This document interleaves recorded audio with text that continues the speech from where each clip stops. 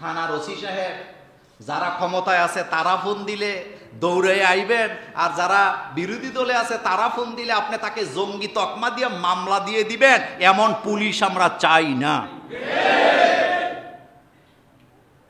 এমন রাষ্ট্র আমরা চাই না।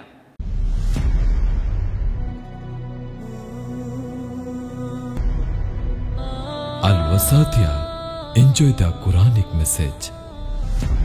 এখন আসেন, কেমন বাংলাদেশ চাই? বুঝেন কথা? কেমন বাংলাদেশ চান? এটাই প্রশ্ন। কেমন বাংলাদেশ চাই? সোনার বাংলা। আমি তোমায় সোনার বাংলা, সোনার মতো হইতে হবে তো। সোনার বাংলা বানাইতে হলে সোনার মানুষও কি চোর ডাকাত দিয়া হবে না।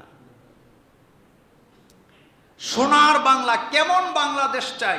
এই পয়েন্টের প্রথম কথা হলো বৈষম্যহীন একটা বাংলাদেশ চাই, যেখানে ধর্ম, বর্ণ, দল কোনো কাজে দিবে না, সব এক, সব কি সব জায়গায় সবার অধিকার এক।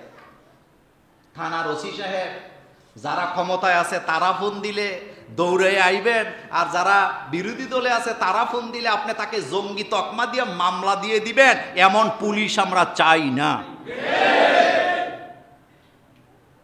এমন রাষ্ট্র আমরা চাই না। বিচার বিভাগে আপনি আদালতে দাঁড়িয়েছেন, জামিন পাওয়া এটা আপনার নাগরিক অধিকার, কিন্তু আপনি একটা দল করেন, আপনাকে ধরে নিয়ে ফোন করে আপনার জামিন হয় না, এই রকমের আদালত আমরা চাই না।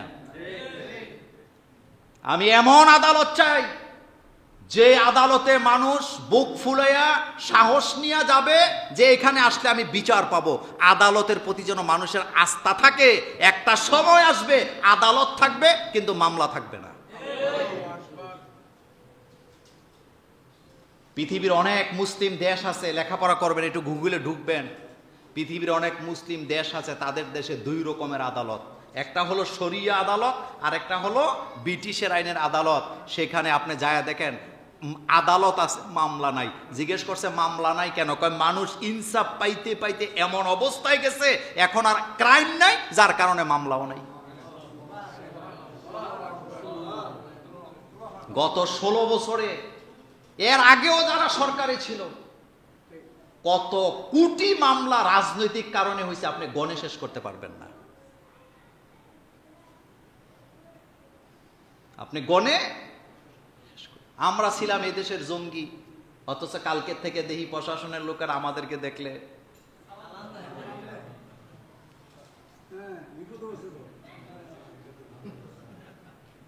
কি বুঝছেন? গতকালকে প্রশাসনের সর্বোচ্চ একজন কর্মকর্তা বলতেছে আপনারা হুজুরেরা সহযোগিতা না করলে আমাদের উপায় নেই। কি বুঝলেন? যেই জায়গায় গত 14 বছর একবারও যাওয়ার সাহস পাই নাই, সেখানে কালকে ফোন দিয়ে নিয়ে গেছে। বুঝেন কিছু? এদেশের আলেম ওলামারা কখনো অপরাধের সাথে জড়িত না। আপনারা বলেন, এই যে জায়গা জমি সব দখল হইতেছে, বাড়িঘর পুড়তেছে, কোন আলেমকে দেখছেন?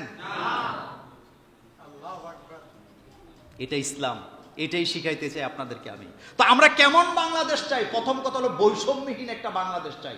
এখানে সংখ্যালঘু বলতে কোনো শব্দ নাই, এ কথাটা ভুল। কিসের সংখ্যালঘু? তারা আমার দেশের নাগরিক।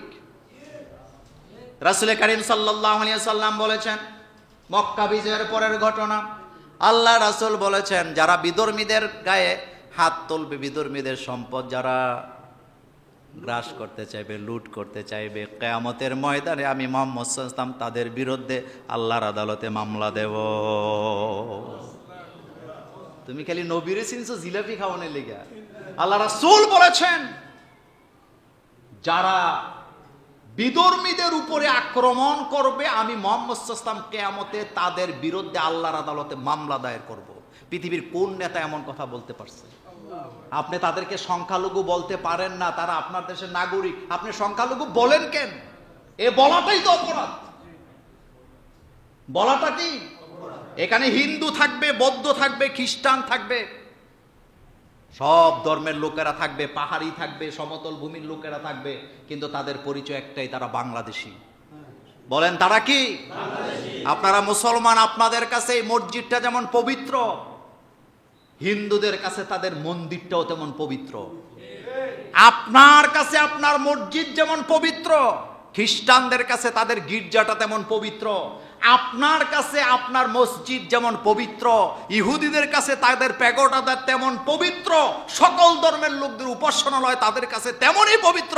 আপনি মুসলমান হয়ে তাদের উপরে, তাদের উপাসনালয়ে হামলা করতে পারেন না। ইসলাম আপনাকে এটা শিক্ষা দেয় নাই। ইসলাম আপনাকে এটা শিক্ষা দেয় নাই। থামেন, আপনি মুহাম্মদ সাল্লাল্লাহু আলাইহি ওয়াসাল্লামের উম্মত হতে পারেন নাই এখনো। আল্লাহ রাব্বুল আলামিন বলেন, এগুলো আমার কাছে কিছুই নাই। সকল ধর্মের লোকেরা সমানভাবে অধিকার ভোগ করবে, এটা হলো রাষ্ট্রের একটা স্বাধীনতা।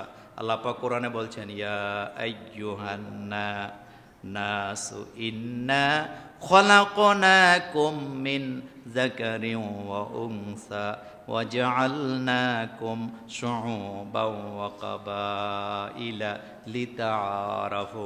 আল্লাহ বলেন, ও দুনিয়ার মানুষেরা, মুসলমানও বলে নাই, মোমেনও বলে নাই, ইয়া আইয়ুহান নাস, ও দুনিয়ার মানুষেরা, ইন্না নিশ্চয় আমি খলাকনাকুম তোমাদেরকে সৃষ্টি করেছি, মিন যাকারি ওয়া উনসা একজন নারী একজন পুরুষ থেকে, ওয়া জাআলনাকুম শুউবান ওয়া কাবাইলা তোমাদের মধ্যে জাতি আর দেশে গোত্রে কালো আর সাদা আলাদা ভাগ করে দিয়েছি, লিতাআরাফু যাতে তোমরা এক দেশের মানুষ আরেক দেশের মানুষকে চিনতে পারো।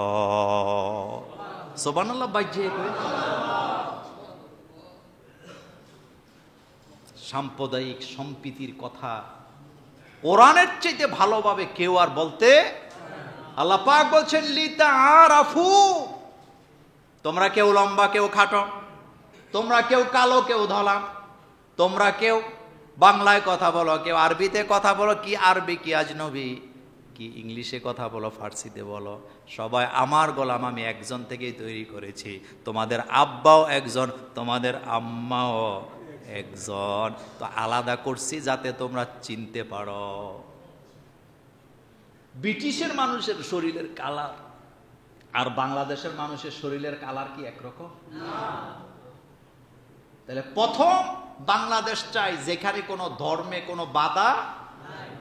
আপনি আশ্চর্য হবেন, এক দলেরা লুট করতেছে আর হুজুরেরা, মাদ্রাসার ছাত্ররা এবং আমাদের প্রিয় আন্দোলনকারী ছাত্ররা এবং ইসলামপন্থী ছাত্ররা মন্দিরে হিন্দুদের বাড়িতে দাঁড়ায়া দাঁড়ায়া না ঘুমাইয়া এই কয়েকদিন যাবৎ তাদের বাড়ি, তাদের মন্দির সবগুলো তারা পাহারা দিচ্ছে। তারা হলো জাতীয় বীর। তারা কি? তারা হলো আসল বীর, তারা হলো আসল বীর, তারা আসল মুসলমান, তারাই স্বাধীনতা বুঝে। এ কথাগুলো সত্য না মিথ্যা? পুলিশ নাই, পুলিশ নাই, ছাত্ররা পাহারা দিছে। হিন্দুদের মন্দিরগুলো ছাত্ররা পাহারা দিছে।